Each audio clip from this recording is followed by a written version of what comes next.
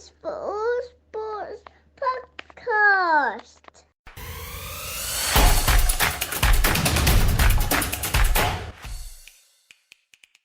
Femi, are you watching this United game on a stream or something? Like, if I see something happen, should I react? BT Sport. Yeah. On BT Sport. Yeah, but you're a real Yeah. one. You're a real one for that. What's the what is it? Conference? No, don't. It's Europa. No, I'm not. No, Why I'm why being did you genuinely. respond to him? No, Why I'm did being you genuinely. respond to him? What is the tournament? Because Europe. I know they've broken down Europe into different classifications. Europa League. Europa League. So it's like the second tier. It's Second like division, it's like the one that Arsenal will be in next year. Yeah, exactly that. Do you go into that for winning the league? Oh, please. Welcome to the All Sports Podcast with me, Matt, and tonight, Joel, James, and Femi. How are we going to do that? Yeah, doing the how are yous. Yeah, we always say the same thing. Yeah, you're all right. I'm all right. Let's crack on. We're not all right. Everyone's got stuff going on. So let's skip past the lies of saying we're fine. Tonight's agenda, we're going to whip through the new Champions League format, thoughts now that it's a little bit more progressed and we're getting through almost halfway in the group stages. Some F1 news and highlights. We've got England cricket Pakistan series so far has been very, very up and down for both teams. NBA and NFL series are both back. And we've got a little bit of boxing maybe at the end if we have time, as it's announced that AJ may fight Tyson Fury or Dubois, or the winner of a contest there. So we'll get into it first with the new Champions League football format, where we're now on this play 8 teams instead of 3 teams that you play home and away. How are we finding it? I've seen a lot of negativity, not a lot of positivity. I will kick it. I really don't mind it. I think there is a concern that it devalues the great games that you get in the knockouts, but it's also like we want to see the best teams playing each other, and I'd rather watch Arsenal versus PSG than Arsenal versus Ludogorets on a Tuesday night. I think it's better to watch for the fan. You know why they're doing it. It's more of a money grab than it is a fan concern, but I think it livens up the group stage a little bit, because before it was a bit of a non-event for a lot of these groups. Yeah, I think it's hard to make this stage of the competition, like to give this stage of the competition loads of jeopardy. Like, it's being focused on because it's new and because they've tried to change it up. But, the group stages, the format, the previous format wasn't really, I would be surprised if it was attracting loads of viewers. And they were also a foregone conclusion. I think we could get to like game week 6 and 7, and all of a sudden, some of these big sides need wins. I think the only problem I can foresee with that is that they might not necessarily. Some of them might have more easier fixtures towards the end, and they might kind of be banking on those to get them points. And also, the team they're playing might not have as much riding on it. Whereas in a smaller group, in those last game weeks in the smaller groups, generally both teams would have something riding on it, and that might not be the case in these latter stages. But I don't know. I've enjoyed it for the most part. I'm seeing teams like Bayern get slapped by Barcelona. As a neutral. As always, as a neutral. I saw a stat the other day about Arsenal winning the first game, and for what was it? I think they haven't lost in 8 years or something. Oh, they've won their first home game in like 8 years. And I saw another thing, I was thinking, mate, bloody hell, Arsenal probably played Champions League once in the last 4 or 5 years. So interesting stat that. But honestly, I've enjoyed it. I think even the bigger games you're more pumped for. Yesterday, watching Barcelona play Bayern, that was a really good game, exciting game as well. Company, the jury's very much out on him, if I'm being honest, but I still feel like they can do something really good this year. I mean, but what? A big shout out to Aston Villa, first place. Very, very strange. You would think the league is in alphabetical order.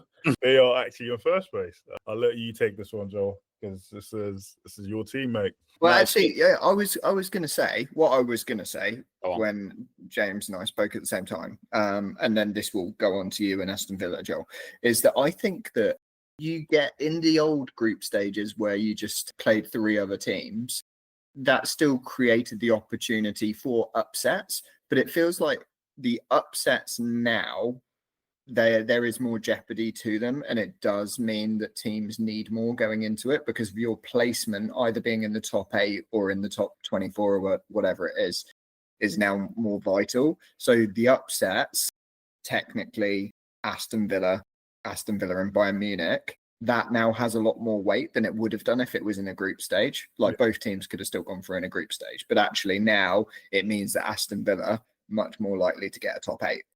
Bayern Munich might have to go for a qualifier. Yeah, if you beat your pot one, if you beat one of your 2 pot 1 teams, then yeah, it has a big impact on what you feel like you can do for the rest of the group stage, I guess. I think the other impact is that draws are a lot less valuable because you're not playing that team again. So previously there might have been like a settle-in for a draw between 2 sides. That's not really the case now because you don't get anything out of it. There's no mutual gain. Like you're both just losing. So I think that's a factor as well. It might lead to some more open games moving forward. Yeah, completely changes the perspective of what we could potentially do in the league stage because we've got Bruges next away and then it's Juve at home and they're not looking like I'd say Bayern are a stronger side than Juve. So, yeah, I think Villa will be feeling pretty good about how many points they can get and whether they could potentially finish in those top 8 slots. Whereas before the start of it would have been top 16. Snap your hand off for the playoff. I was going to say. What do you want me to call them? Bayern Munich. Okay. If it means a lot to you, I'll call them Bayern Munich. Pot 4 side, special team, special competition. And so they lost to their pot 4 side, but they still got Barcelona, Benfica, PSG all to come. Yeah, Real Madrid losing to a pot 3 side in Lille.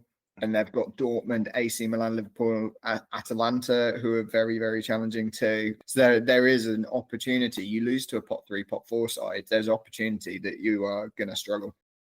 Do you know what's crazy as well? I think Lille lost their first game. And then they've gone on to beat Madrid and Atletico Madrid. Was it Atletico? Yeah. So, you've literally got a team like Lille who are probably not great, and they've gone on to. Well, they were a conference side last year as well. Both Villa and Lille were. Yeah. They might have dropped down from Europa into the conference, but they were definitely in the conference. Yeah.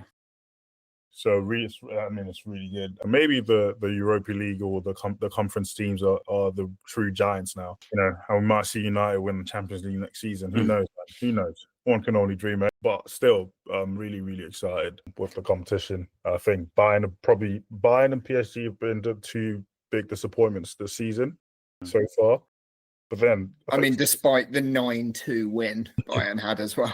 Yeah, that team that beat them, that they beat 9-2, are now ahead of them in the table, which is quite funny. That is mad. That is actually mad. The goal difference might matter. I don't know how they're going to. So goal difference will obviously be the thing, but it used to be that then it would go to head, but obviously they can't do that now because you're not playing teams twice. Yeah. So I guess it'll be like goal difference and then goal scored. Yeah. And then maybe matches won. I don't know. Yo, Brest. Where have they come from? Yeah. Brest is an interesting one. I only heard of Brest on Tuesday night, not from the football, but because I was watching Bake Off, and on Bake Off they were talking about the Paris-Brest dessert, and they were talking about the bike race that took place from Paris to Brest, which is northwest France. And anyway, so that was how I heard of it, and then I looked up where Brest was, and then I saw in the Champions League format, like Brest are they're like 3rd or something. Yeah. This team has come out of absolutely nowhere for me personally. Yeah, I don't really know what their situation is. But they must have been in the top 3 in France last year. Because I don't think they did anything in Europe last year. They beat Salzburg 4-0 in Salzburg. Wow. If you're winning 4-0 away, then you must have something decent about you. So they are a decent team, it seems. But in the league, they're currently 11th. So yeah, it puts things in perspective. Where did they come last year? Is that how they qualified? Last position? Yeah, I reckon. I think I'm like top 4, top 3. And so they drew 1-1 with Leverkusen this week. Yeah, Not to be scoffed at. and they beat Salzburg. Salzburg's got actually no. I was going to say it's got what's his name, the striker. Well, he's a Leipzig now. He's off the. Oh, he almost scored a worldie yesterday. Oh, he's unbelievable. Yeah, That player just waiting to move, isn't he? special player. Where's he going? I think he's going to end up at Arsenal. I think so. Not Vlahovic. No, Chelsea will get Gyökeres, I would imagine, and then Arsenal will go for Šeško. If Arsenal get Šeško, we should be scared because leap on him, mate. Them corners, it's a write-off. It's basically a penalty for these lot now. I'm more concerned about Gyökeres joining Chelsea because he's a proper striker, and that's literally what Chelsea are away from being very dangerous. That is what they're missing. Yeah. I don't know if you saw his goal yesterday, or Tuesday or Wednesday. He's just finishing goals for fun. Like, it doesn't even look like a challenge for him at the moment. Yeah, he's a decent striker. I think he might have something like 20 goals in 18 appearances for Sporting as well. Something mad at the start. Yeah, his assist numbers are crazy as well. It's amazing. Crazy to think he was playing in the Championship like 2 seasons ago. To be fair, I feel like Chelsea need more than a striker. What I would say, just to wrap up this Champions League bit, is I think before, when we were stuck in the old group stage ways, it was easy to drop a point somewhere and pick back up because you were playing the same team. Whereas now, you don't have your own league to fall back on. Like, any team in the 30 to however many teams there are could pick up a run of results and knock you out. So yeah, the jeopardy is definitely higher. I just want to see a big team go crashing out in a round of 32 game against each other. Oh no, that's boring, man. Because then you've got the meaty teams going through to the quarterfinals, and it's just not fun because you can sort of predict what the games are going to be like. You say that, but you think that now, and as long as Real Madrid get knocked out, that's all we're after. Dortmund were 2 goals ahead. At half time, he subs one of the better attacking players and brings on a centre back. First 5 minutes, goal. He's he's quite a new manager, isn't he, Nuri? Yeah, he's played for Dortmund as well. Yeah, he played for Liverpool at one stage. Yeah, but he's not like a renowned manager yet. I don't think so. He just gets the Bernabeu and go, oh God, we're 2-0 up. What do we do? And yeah, I think bottled is probably the correct term for it. But you can't expect Real Madrid to come out and score 5 goals in the second half. That's just a little bit unheard of. After changing your centre back as well, like I never get that with managers. Like if when the team's playing really well, you decide to go defensive. Like, let's just keep doing what you're doing, mate. Unless it's last 10 minutes, so you never. Yeah, of course. Context to it. Momentum is an important thing in football. That's all when you've got the momentum, especially when you've got fans in the stadium. All they need is that one chance, and then the game can literally flip on its head. That's what I feel like you're really good at, like seizing on the momentum, and they don't just score 2 against you, they'll score 5 or 6 if they can. But Liverpool seem to be doing that now, and it's going to be a very interesting game this weekend. Arsenal-Liverpool is a massive, massive clash for the Premier League. I can't see past Liverpool at the moment at all. What, they 4 wins on the bounce now? 4 wins, 12 wins. 5 including away at Leipzig. Yeah, remember when we were talking about it, when we had the fixture list, and I said they probably wouldn't win many games. They won every single one. We did tell you. Nah, goal machines, man. You see, and then another mid to bottom of the table clash this weekend as well. 2 big rivals now, United versus West Ham. Did you lot see Slots and Nuno's reactions? It was so funny, man. Yeah, so funny. Hilarious. But I mean, some of the calls, it was like a shoulder barge, wasn't it? Yeah, I mean, it was not a foul. Was getting a foul. Talk me through it. What happened? James, talk you through it. Basically, there's a clip of, so it's like maybe the 70th, 80th minute, and there's 80th minute. It was close to the end of the game. And there's like I wouldn't call it a chance, but it's like the ball's in the final third, and Darwin and I can't remember the Chelsea player that was running for the ball. It was Vega. Oh yeah, he's about 6'4". Yeah, so Darwin and Vega running for the ball, and they have the most classic shoulder you'll ever see. Couldn't be more textbook. Darwin wins it, and he gives a foul for Darwin. And the gif, the meme is like Darwin spinning around with the hands in his head. Arnie Slot's on the floor, like he can't believe what he's just seen. And it's just on repeat. It was so good to watch. And literally 10 minutes later, Slot is just like shaking hands with the ref. It's so fun. He doesn't show much emotion, and then suddenly it comes out at once. He's completely lost it, yeah. And he's like, Like after the final whistle, he was like marching into the middle of the pitch, and then realised, I haven't shook Mariska's hand. Yeah, I saw Turns around to shake his hand, and then just after he's done that, one of the backroom staff is kind of in his ear and basically, I think, saying, "Just chill, just calm it," because he was going straight to the ref, and then like five seconds later, he's like being all nice with him. But it was a good game though. I think Chelsea they've got a lot of what you need, but they're just lacking a little bit of not so much leadership, but like know-how, bit of nous. I think you're right. I think it's leadership. Yeah, lacking leadership. I think I'd call it resilience. Like I think they were playing well and Liverpool were ruthless, and I just wasn't ever really sure that they were going to get back into the game, and they get their equaliser and then immediately concede again. And again, like it just didn't really feel like they had a great start to the second half. But then after Liverpool scored, I thought they were pretty poor, to be honest. Overall, I thought they looked really good.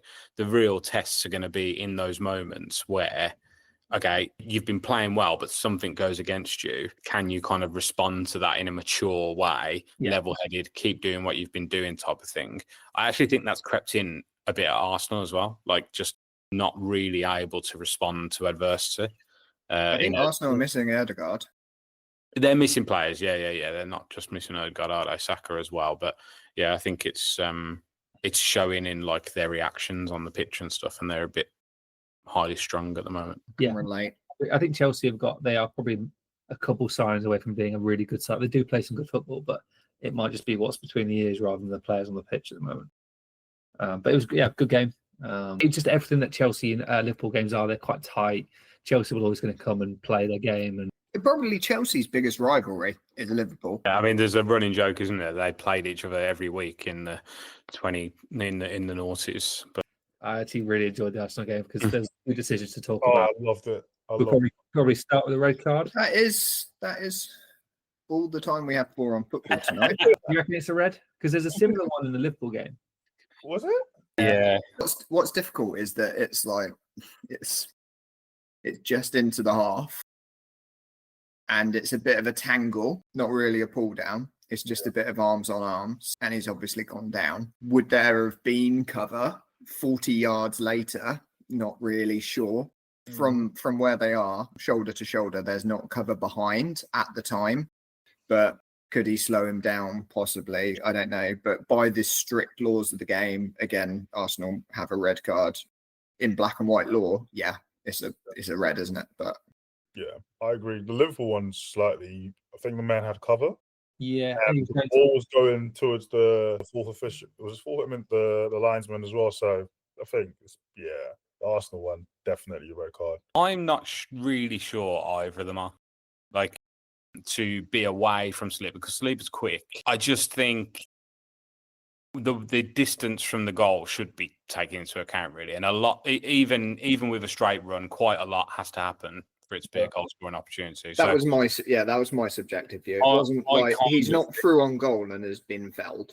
No, whereas you compare both of them to the Anderson one on Watkins, he's literally just outside the box. His next touch could be a shot. Like they're not the same. Yeah. And I think the Chelsea and Arsenal ones are kind of the same, and I think they should both be yellows. But there's no way of determining how far out is a goal scoring and how far out isn't a goal scoring opportunity. Because if it's 1v1 with the keeper, it's technically a goal scoring opportunity. So if you start saying it has to be a shot, you'll have players pulling them down when they're through. Because I'm not saying that it has to be a shot. I'm just saying it's more obvious. He doesn't pull him back, but he makes a movement like he has. He kind of makes it look like he has. Like you sprint with your arms, and you're side by side with someone. Sprinting with your arms, you are lunging your arms forward. There is the opportunity for entanglement. Yeah, I think he definitely panicked, and I'm surprised that they kind of upgraded it like that, because it was given as a yellow on the pitch, wasn't it? And I think probably should have just been left at that. There we go. Conspiracy FC. Back to Arsenal from 1998. 1-0 wins and a red card a game. I mean, Definitely not win the league. you'd take the I 1-0. think I think that is enough for football, though. I thought we might skirt away from the Premier League chat for a week. Predictions. Saka probably is back.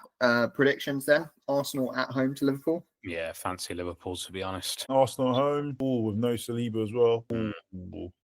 Probably say a draw. Yeah, probably say. I think both teams. I think you're right. Yeah, I don't think either team would be too mad about that. Yeah, Arsenal got to look ahead to Preston midweek, so could even be 0-0. Yeah, I would say the scary thing about Liverpool at the moment is how tight they are at the back, as well as goals, like what they could see with 3 or 4 Premier League goals. So yeah, I'd sneak an away win, but I think both teams are missing players, so I think they'll both be happy with the draw. Yeah, Emirates isn't really a fortress, so yeah, I can see a. It's not like Okay, all right, so.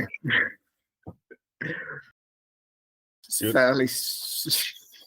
You were tempted to agree there. No, I think no one would agree. I don't think Old Trafford has been a fortress for United for over a decade now. Since we haven't won the league in over a decade. Since when, James? Since Howard Webb retired. That's when Since Howard Webb retired. All I really want to talk about in F1 right now is I want to see Colapinto go to Red Bull and replace Perez and be with Verstappen next year. But we'll talk about that in a moment. We'll talk about that in a moment, given James's head shakes. But we have had, since we last podded, we've had a couple of F1s. Have we? Or just one? Did we have one? There's a 4-week break. This is the first one. Austin was the first one back. And we had the sprint race and we had the full race. I'm not going to do a full playback, but where we left it kind of on the pod and F1 was that Verstappen had a 52-point lead over Norris. We didn't think that Norris would bring it back, but we did think that the McLaren probably had the better car. I still think McLaren has the better car, but Red Bull definitely have the better racer in Verstappen because he's just getting stuff out of the car that no one else seems to be.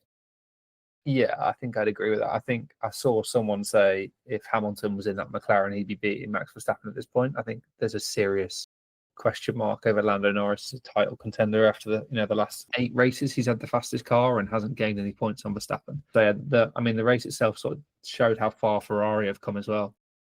They were quick throughout the weekend. One sort of dodgy start from Norris and Verstappen, and Leclerc drove off into the sunset, which was, seems to be what was the story. Like, he's too far back now to catch them, so have these guys between them just sort of handed it back to Verstappen for an easy win. I think he's too far back to catch. Leclerc's too far back to catch Max, but probably not too far back to catch Norris. Yeah, I think. Although, I was saying, so we left it. It was a 52-point deficit between Max and Lando, and we thought Norris will close it, but won't quite have enough left because he'd have to basically win every race, with Verstappen coming second and then third in one race for them to finish like 1 point difference. But it's now extended. So over the weekend, Verstappen beat Norris in the sprint race. So he got 1 additional point. But then he also beat Norris. I say beat. He finished higher than Norris in the race. And I word it carefully like that because I'm not sure he did beat him, because he was given the place because Norris got a 5-second penalty for going wide in a corner and I don't know how they term it, going wide in a corner to take a place. Thing is, like gaining a place by going off the track. Right. However, in that same move, Verstappen was also off the track. So both drivers are off the track and one goes past the other. For me, that's play on. And had been for other races throughout the season. The penalty had also been reversed for other people, where it had been that they'd forced the other person off the track. But that is mainly if you're the overtaker, then you get the penalty against you. So it seems like, it goes against you if you're doing the overtaking at the moment, which feels a little bit harsh. But obviously he got a 5-second penalty, and that bumped him down in the finishing standings below Verstappen for Norris. Yeah, I think there's two sides. The rules are a little bit dodgy on it, and Verstappen knows how to take the nick out of the rules from every inch, from every side, from every angle. Like, he knows where he has to put his car to just push someone off the track so they can't go past him, and he's protected by the rules. You can say that's him being a great driver, and I think knowing the rules is probably worth quite a lot at the moment. And Norris had the faster car. He had 6-7 lap newer tyres for 10 laps. He couldn't get past him. So, yeah, bit of a Norris problem at the end of the day. Yeah, I think the Norris thing is what we saw from Leclerc when it was Leclerc versus Verstappen last year. There's a lot of immaturity in knowing how to win in a title fight, especially against a competitor like Verstappen, who knows how to now win a title, having battled it out against Lewis. He had one season where Lewis kind of showed him up, and then Verstappen won the next one. And then following that, it was Verstappen versus Leclerc, and Leclerc looked a little immature, and his team also, Ferrari, looks strategically immature as well. They've kind of got their act together a bit more now, but now it's McLaren that don't know how to get the win in the title. They're making the improvements to the car, but they're just a little bit too late on in the season. But yeah, you're right. I think Norris he'll have learnt a lot from this season. And we know he's fast because he can put the car on pole, but he can't start. And that counts for a lot because overtaking is hard in F1. One, he can't start, but two, he can't overtake his main rival even when he's in a faster car. Yeah, if he could start, he'd be leading the championship. But yeah, the constructors, I think, is probably the more interesting one. McLaren leading it, Red Bull second, and they might even finish third. Ferrari over only 50. I think they will, yeah. Especially when Perez is 200 points less than Verstappen. So yeah, he won't be there. Yeah, well, Mexican Grand Prix is coming up. Are they going to dump him off straight after the Mexican Grand Prix? Probably, yeah, just do the marketing. They might not even let him start on the tickets by then. Yeah, send him off. It's crazy. He's lost them the Constructors' Championship, but the merchandising is so important to F1, not to Red Bull. It's Liberty Media that have pushed for Perez to stay at Red Bull. Have they made payments or something? I'm not sure what it was. I don't know. Dodgy deals going on, yeah. Certainly some dodgy deals. Maybe they've not been paying his contract. They're certainly pushing Red Bull to stay with Perez. And yeah, I don't know. Then how does that then affect the adjudication within a race in favor of Red Bull? I mean, there's a lot of permutations that you could draw from it. It's not a perfectly clean sport at the moment. Or ever. Yeah, Colapinto, I hope, gets a seat at some point because he just drives like he just doesn't care, which I think is great. So Colapinto. Who is it? Tell me who he is. Yeah, so Franco Colapinto, an Argentinian young lad, they brought him in to replace, he'd been in F2, driving pretty well. They brought him in to replace Logan Sargent. Halfway through the year, Logan Sargent have just not been doing anything for Williams. But the Williams had improved under James Vowles, and Alex Albon had stayed with the team and was accumulating some points for them, but Sargent wasn't. First 5 races is he done 5? Maybe he's done 5 now, Colapinto. About 5 races, he's already scored more points than Logan Sargent did in his 13 races this season, and he's just come into the car for the first time. But not only that, he's now outperforming Alex Albon as well. So there are seats that are available on the grid next year. Like the Red Bull second seat isn't confirmed at all. They thought that Ricciardo was getting binned off from RB so that Lawson could come in, and then it'd either be Lawson or Tsunoda that would take the second Red Bull seat next to Verstappen. Verstappen is looking like he's going to stay with Red Bull next year, but that second seat, it's definitely not going to be Perez's because they'll want the constructors next year and they'll want to bring in a younger driver because that's Red Bull's formula. They'll put Lawson in next. Colapinto will go to RB and Circle will start again, or Sauber. But yeah, I mean, I think if I was Alex Albon, I'd be feeling very nervous right about now. Verstappen threatened to retire from F1 at one point because apparently was getting was it boring or getting too many rules or something? Too many races for him. The rules are crap. And I think if he's got no incentive to stay, he doesn't. He'll want to do other series. He'll want to do other things. Like he's already sort of dominated F1 now. So yeah, he reminds me so much of Djokovic. Yeah, they're so similar machines. Yeah, I don't know if he reminds me of Djokovic because I don't know if he wants to be the most dominant in F1 of all time and win 7 or 8 world championships. I guess more in the moment. Well, when he dominates, he's got no mercy. He's literally straight up he's a killer. in the races. I don't know. I don't know if he'd want to do. I don't know if he'd want to do rally, Le Mans, or NASCAR. All are available to him, and will welcome him with open arms. I'm pretty sure F1 pays the most for. Yeah. I mean, there's good money in the others, but as a driver, Alonso speaks to it really well, and Kimi Räikkönen too, in wanting to prove yourself in the other driving disciplines too, because they are very different. Rally versus F1, NASCAR as a straight oval circuit, and then also Le Mans as a stamina and consistency and teamwork drive. I think the Triple Crown is NASCAR, Le Mans, and F1 World Championship. Is that right, James? Don't know. Not great, my motorsport outside of Formula One. Well, let's jump on to some other news in the sports world today then.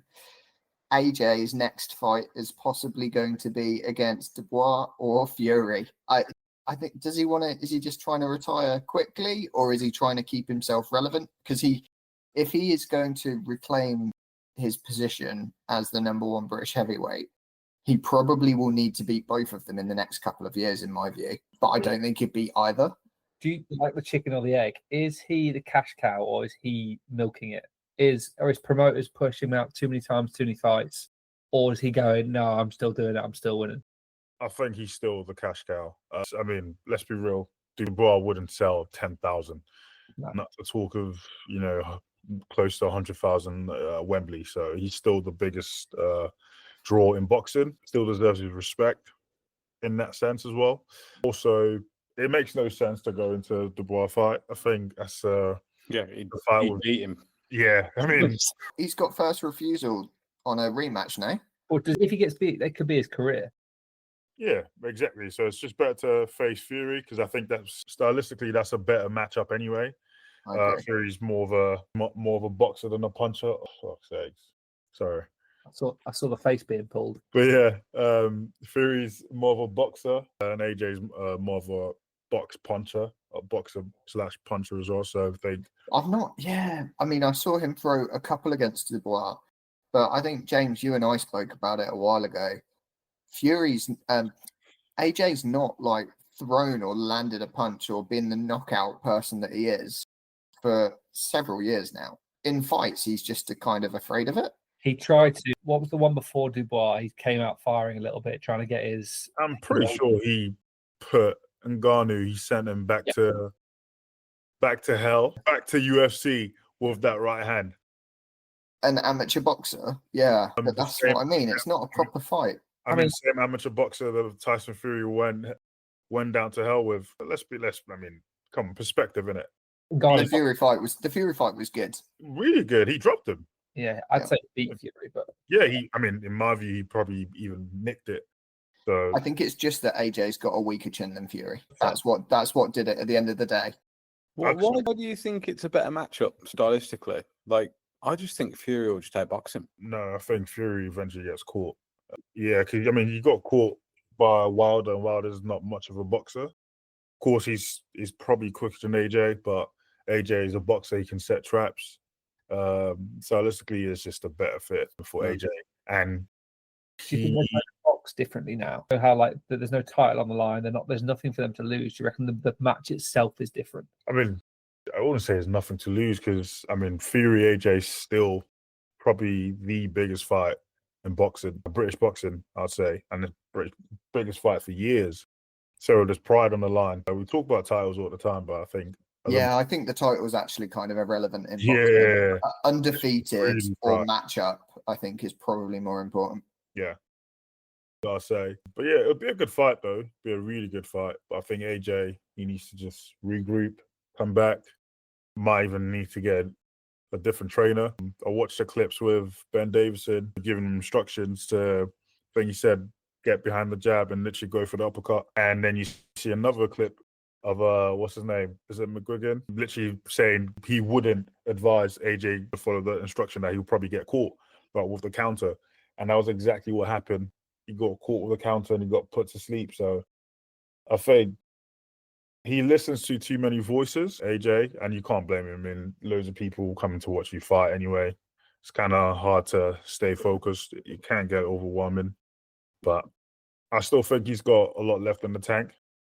He put in a decent shift against Fury. I feel like he can definitely knock him out. Be an entertaining fight, but I think AJ's still. I'll definitely back AJ I think AJ can still knock people out, for sure. but I don't know. Yeah, I just worry about his chin too much. I feel like he's too prone to getting knocked out. Like watching him get put down 4 times in 4 rounds against Dubois, and at the end, was it the end of the 3rd round, watching him crawl back to the corner was really hard. That was really hard to watch. Probably. I'm so sorry, but there is nothing marketable about Daniel Dubois. Even his Insta captions, ChatGPT, literally a gaff where it said on the caption something about, so this is what you say, but I saw what I was thinking, mate, he's no. Like, even as a personality, like, he doesn't talk much. He's not marketable. Like, wherever he's good, he's a good knockout artist. You got to give it to him. He does his his fighting in the ring as any should, but there's nothing marketable about him. You can even argue Joe Joyce is even more marketable, or even Derek Chisora as well, or even Dylan White. But villain White. Yeah, and that's sometimes the good thing, is having someone that's a little bit more feisty as a character in terms of marketing the fight and getting a little bit more of the animosity pre-fight. But yeah, if you've got someone that's going to be the next big hitter in British boxing, I think Dubois boxed well, and he's got big shots as well. The face. Who do you reckon will be the new face of British boxing when AJ retires? Yeah, Dubois. I'd probably say Ben Whittaker. He's so young. Dubois is so young. Watched that clip loads and loads of times. He definitely. Problem with Ben Whittaker is when you become as flary and all this like outspoken as he is. As soon as you people are waiting for you to mess up. It's like the hate watch will be against Ben Whittaker. It's like Nassim Hamed in the 90s, isn't it? That's what. Yeah, it's his whole thing. It's the same thing, really. Yeah, but Nassim Hamed was probably even a better fighter. He was knocking people out. Ben Whittaker, he hasn't got that power to knock anyone out. He's exciting, fun. TikTok. Yeah, really much or less just a TikTok fighter. Yeah, but we'll see. Be interesting to see who comes, because there's always the next big Olympian that's coming through as well. Nothing until he was. So I don't think you could really. It's not like football where all the wonder kids going through. I think it'll be interesting to see who's the next big British boxer. The next big fight will probably be Conor Benn and Eubank if it actually happens. I hope it does.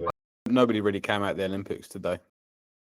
NFL, we're now into the season. NBA kicked back off again this week, just a couple of days ago, and so 30 games have already been played. Joel, so who are we following this year? Obviously, Celtics for life. James and Mark Cuban's Dallas Mavericks.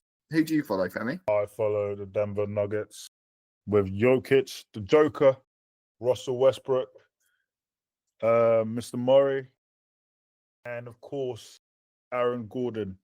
How many seasons Westbrook got left? That's the only reason I follow the Nuggets. Probably say he's got 3, 2.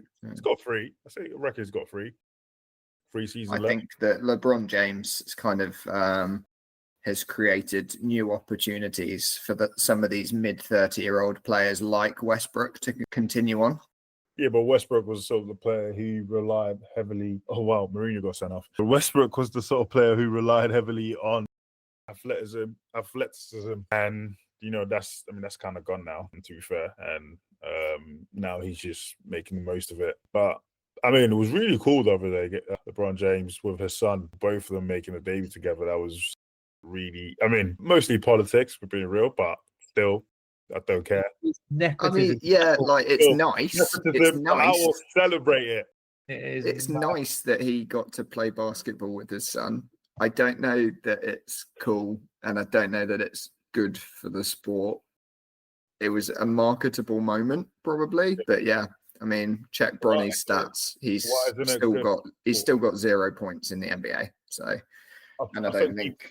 I think people forget he is only 6'1". No, he almost died. Like, he literally had what was it? I think he had Heart condition, yeah, the cardiac arrest or something. yeah, cardiac arrest at such So a young. it's so this is a make a wish, is it? No, it's no, it's like Ericsson. We celebrate when he comes back from the pitch, because to be able to come back from that sort of incident and still be able to play competitive basketball, we've got to give him a bit of credit. I do get it. Nepotism obviously has probably played a big role in it, but listen, I'm still celebrating it because no one can say they've played basketball with their son. Yeah, no, I guess I think it says more about LeBron James. It does. Yes, it does. Yeah, definitely. Oh yeah, of course. I think when LeBron retires, that will be when Bronny retires as well. Yeah. Yeah. I'm just slightly upset that my Dallas Mavericks aren't owned by Mark Cuban anymore. He sold a huge chunk of it, didn't he? Yeah. I say he's not majority. He's still shareholder. Still. Yeah. I don't remember who you were following at the end of last season. It was maybe like the Timberwolves or the Bucks. Was it the Bucks? I think it was the Bucks, Milwaukee Bucks. The only reason being that there's a connection there with Villa, and the Villa co-owners owns the Bucks basically. So I keep an eye out for them. But like, I don't know, generally just like the old school franchises, like the Pistons and the Bulls, quite like them. Yeah. If you're not top 10 in the Premier League anymore, Femi, then you're not classed as good anymore, I'm afraid. We're talking about the league in October. Okay, yeah, we'll revisit this. We'll put it all on the whiteboard and revisit it. But for this week, I think that will probably do us, and we'll be back recording again on Monday night. So a shorter gap between the two, and we'll have a little bit more Premier League coverage. Next week, what else is going on? We'll cover off the end of the England-Pakistan series. That will be finished by then in the cricket, and everything else rumbles on as well. We'll be building up to the rugby internationals. The autumn internationals start first week of November as well, so maybe we'll have a little touch on that too. If you have enjoyed listening along, give us a like and subscribe on Spotify, rate us 5-star, and you can contact us on email at All sports pods at, I don't know. gmail.com. There we go. Allsportspods@gmail.com. Cool. Joel's got the gig for next time. There you go. All right. Cheers, guys. Have a good one.